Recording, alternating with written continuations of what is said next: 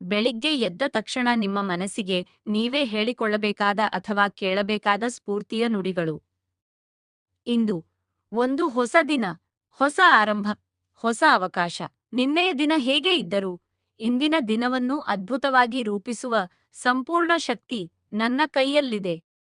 ನಿಮ್ಮ ಶಕ್ತಿಯನ್ನು ಗುರುತಿಸಿ. ಜಗತ್ತಿನಲ್ಲಿ ಅಸಾಧ್ಯವಾದದ್ದು ಯಾವುದೂ ಇಲ್ಲ. ನಿಮ್ಮ ಗುರಿ ದೊಡ್ಡದಾಗಿದ್ದಷ್ಟು ನಿಮ್ಮ ಪ್ರಯತ್ನವೂ ಅಷ್ಟೇ ಬಲವಾಗಿರಬೇಕು. ಕಠಿಣ ಪರಿಶ್ರಮಕ್ಕೆ ಯಾವುದೇ ಪರ್ಯಾಯ ಮಾರ್ಗವಿಲ್ಲ. ಸವಾಲುಗಳನ್ನು ಎದುರಿಸಿ. ಸಮಸ್ಯೆಗಳು ಬರುವುದು ಜೀವನದ ಒಂದು ಭಾಗ.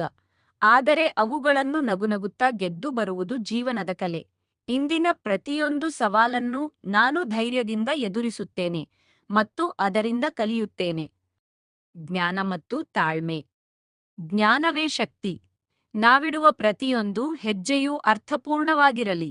ಇತರರಿಗೆ ಬೆಳಕಾಗುವ ಮುನ್ನ ನಮ್ಮೊಳಗಿನ ಆತ್ಮವಿಶ್ವಾಸದ ದೀಪವನ್ನು ಸದಾ ಉರಿಯುವಂತೆ ನೋಡಿಕೊಳ್ಳಬೇಕು. ಇಂದಿನ ದಿನದ ಸಂಕಲ್ಪ: ನಾನು ಇಂದು ನನ್ನ ಸಮಯವನ್ನು ವ್ಯರ್ಥ ಮಾಡುವುದಿಲ್ಲ.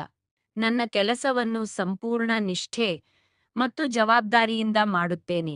ಇಂದು ನಾನು ನಿನ್ನೆಗಿಂತ ಉತ್ತಮವಾಗಿ ಕಾರ್ಯನಿರ್ವಹಿಸುತ್ತೇನೆ. 3.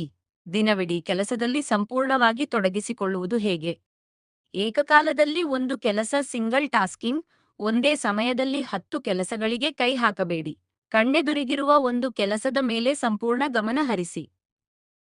ಸಣ್ಣ ವಿರಾಮಗಳು. ಪೊಮೊಡೊರೊ ಟೆಕ್ನಿಕ್. ಪ್ರತಿ 4-5-5-0 ನಿಮಿಷಗಳ ನಿರಂತರ ಕೆಲಸದ ನಂತರ 5 ನಿಮಿಷಗಳ ಕಾಲ ವಿಶ್ರಾಂತಿ ತಗೊಳ್ಳಿ. ಸ್ವಲ್ಪ ನೀರು ಕುಡಿಯಿರಿ ಅಥವಾ ಕಣ್ಣುಗಳನ್ನು ಮುಚ್ಚಿ ಕುಳಿತುಕೊಳ್ಳಿ.